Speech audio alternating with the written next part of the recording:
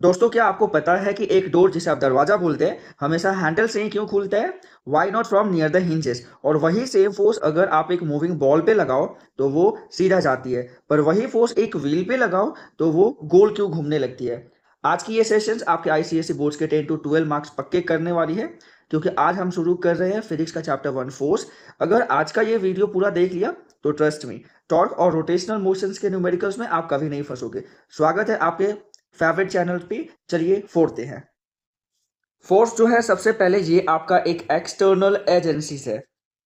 Simple words में बोले तो पुश और पुल, लेकिन क्लास 10 में इतना लिखने से मार्क्स नहीं मिलेगा। आपको मेंशन करना होगा कि फोर्स क्या क्या कर सकता है। देखिए, आपको पता है फोर्स जो है आपके बॉडी के स्टेट को चेंज कर सकता है, यानी कि अगर बॉडी रेस्ट में है तो उसे मोशन में ला सकता है, और अगर बॉडी मोशन में है तो उसे रेस्ट में ला सकता है। साथ ही साथ फोर्स जो है वो किसी भी बॉडी का शेप और साइज दोनों चेंज कर सकता है। प्रो टिप्स मैं आपको दे रहा हूँ, आईसीएसई बोर्ड में साइज एंड शेप वाला पॉइंट फ्रीक्वेंटली एमसीक्यू में आता है। फोर्स की अगर हम यूनिट्स की बात करें तो फोर्स का जो आपका एसआई यूनिट होता है वो आपका न्यूटन होता है। पर यहाँ एक हिडन जेम है, केजीएफ। केजीएफ ये आपका एक ग्रेविटेशनल यूनिट ऑफ फोर्स है, जिसमें केजीएफ का मतलब किलोग्राम फोर्स होता है। रिलेशन याद कर लो, 1 केजीएफ जो होता है वो आपका स्मॉल जी न्यूटन के इक्विवेलेंट होता है। स्मॉल जी जो है वो हमारा एक्सेलरेशन ड्यू टू ग्रेविटी है, जिसका जो वैल्यू होता है वो आपका 9.8 मीटर पर सेकेंड स्क्वायर होता है। न्यूमेरिकल्स में अगर 10 लेने को बोला हो तो 10 लेना, वरना 9.8 ही हमेशा यूज करना। अब आते हैं आज के सबसे इंपॉर्टेंट पार्ट पे, motion of a rigid body. आप जब भी रिजिड बॉडी पे आप फोर्स अप्लाई करोगे तो वो बॉडी या तो आपका सीधा जाएगा या तो वो गोल गोल घूमेगा। तो मतलब हम लोग बोल सकते हैं कि motion of a rigid body जो होगा वो दो टाइप्स के हो सकते हैं। एक तो आपका ट्रांसलेशन मोशन, जिसे हम लोग लीनियर मोशन भी बोलते हैं, और दूसरा जो होगा वो आपका रोटेशनल मोशन। इन दोनों को हम लोग एक एग्जाम्पल से हम समझते हैं। इमेजिन करो एक बॉल फ्लोर पे पड़ी है, आपने लात मारी, मतलब बेसिकली आपने पुश किया है, तो जाहिर सी बात है वो बॉल आपका सीधा जाएगी। इसे ही हम लोग ट्रांसलेशनल मोशन कहते हैं। लेकिन अगर मैं उस बॉडी को एक जगह पाइवोट कर दूं, मतलब कील से मैं ठोक दूं, तब और उस पर मैं एक फोर्स अप्लाई करूं, तो जाहिर सी बात है वो बॉल सीधी नहीं जाएगी। वो बॉल उसी पॉइंट पे वो गोल गोल घूमेगी, और यही होता है आपका रोटेशनल मोशन। मतलब अगर मैं आपको इसे सिंपल लैंग्वेज में बताऊं तो ट्रांसलेशन मोशन मतलब बॉडी आपका फ्री टू मूव होगा, और रोटेशनल मतलब बॉडी आपका पाइवोटेड होगा एक सिंगल पॉइंट पे।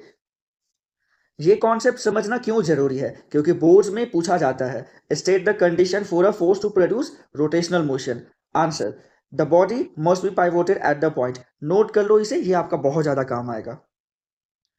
अब बात करते हैं इस चैप्टर की डॉन की, जिसे हम टॉर्क बोलते हैं। इसे मोमेंट ऑफ फोर्स भी कहते हैं। टॉर्क है क्या? Actually it is a kind of turning effect होता है। इसे हम टाउ से रिप्रेजेंट करते हैं, और ये जो फॉर्मूला होता है वो होता है फोर्स इनटू परपेंडिकुलर डिस्टेंस होता है। यहाँ ये जो डी है ये आपका एक सबसे बड़ा विलन है। कारण भी सिंपल है, क्योंकि ये एक नॉर्मल डिस्टेंस नहीं है, ये एक perpendicular distance from the axis of rotation है। अगर आपको किसी नट को टाइट करना हो तो आप रिंच, जिसे आप पाना भी बोलते हैं, उसको आप दूर से पकड़ोगे या पास से? दूर से सही जवाब है, क्योंकि जितना ज्यादा परपेंडिकुलर डिस्टेंस होगा उतना ही ज्यादा आपका टॉर्क होगा, और उतना ही आसान होगा आपका काम। अगर हम टॉर्क की बात करें तो यह एक आपका वेक्टर क्वांटिटी है, क्योंकि इसमें आपका मैग्नीट्यूड और डायरेक्शन दोनों होता है। एक चीज मैं आपको बता दूं, टॉर्क की जो एसआई यूनिट होती है वो आपका न्यूटन मीटर होता है। इसमें आप ये कंफ्यूज मत हो जाएगा कि न्यूटन मीटर जो है वो आपका वर्क का ऐसा यूनिट है, मतलब आप टॉर्क का ऐसा यूनिट भी जूल लिख के आ जाए, ये गलत होगा।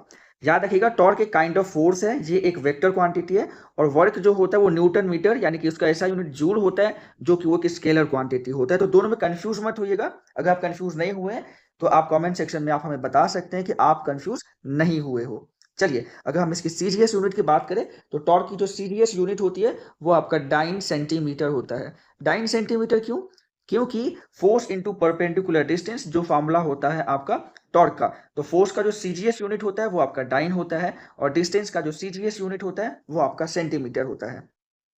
यहाँ पे हम लोग कुछ यूनिट कन्वर्सन देखेंगे, जो कहीं ना कहीं हमें न्यूमेरिकल्स को सॉल्व करने में बहुत ज़्यादा हेल्प करेगा। तो जो 1 न्यूटन मीटर होता है वो कहीं ना कहीं आपका 10 to the power 7 dyne centimetre के इक्वी वायलेंट होता है।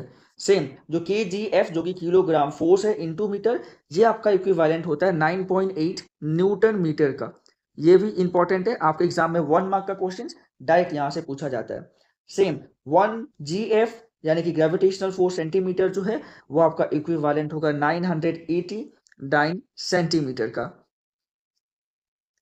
तो अभी तक हमने सीखा कि जो फोर्स है वो आपका कहीं ना कहीं पुश और पुल होता है, और जिसकी वजह से बॉडी के अंदर उसका शेप और साइज चेंज होता है। साथ ही साथ हमने यह भी जाना कि जो 1 kgf जो होता है वो कहीं ना कहीं 9.8 न्यूटन के इक्विवेलेंट होता है। हम लोगों ने फोर्स के इफेक्ट के बारे में भी जाना कि जब हम लोग फोर्स किसी बॉडी पे अप्लाई करते हैं तो वह या तो स्ट्रेट पाथ में मूव करता है, जिसे हम लोग ट्रांसलेशनल मोशन बोलते हैं, या फिर अगर वो बॉडी पाइवोटेड है तो अगर फोर्स अप्लाई करेंगे तो वो बॉडी कहीं ना कहीं सर्कुलर पाथ में मूव करेगी, जिसे हम लोग रोटेशनल मोशन भी बोलते हैं। हम लोगों ने एक नया टाइप ऑफ फोर्स के बारे में पढ़ा जिसे हम लोग टॉर्क बोलते हैं। टॉर्क को हम लोग टाउ से रिप्रेजेंट करते हैं, जिसका फॉर्मूला होता है फोर्स इनटू परपेंडिकुलर डिस्टेंस। याद रखिएगा, परपेंडिकुलर डिस्टेंस ये इंपॉर्टेंट है, तभी जाके कहीं ना कहीं टॉर्क का फॉर्मेशन होगा। अगर हम लोग इसकी यूनिट्स की बात करें तो इसका जो एसआई यूनिट होता है वो आपका न्यूटन मीटर होता है। अब आपके लिए एक होमवर्क है, स्क्रीन पे देखो। Why is it easier to open a door by pushing it at a free end than by pushing it near the hinges? इसका आंसर मुझे कमेंट सेक्शंस में चाहिए।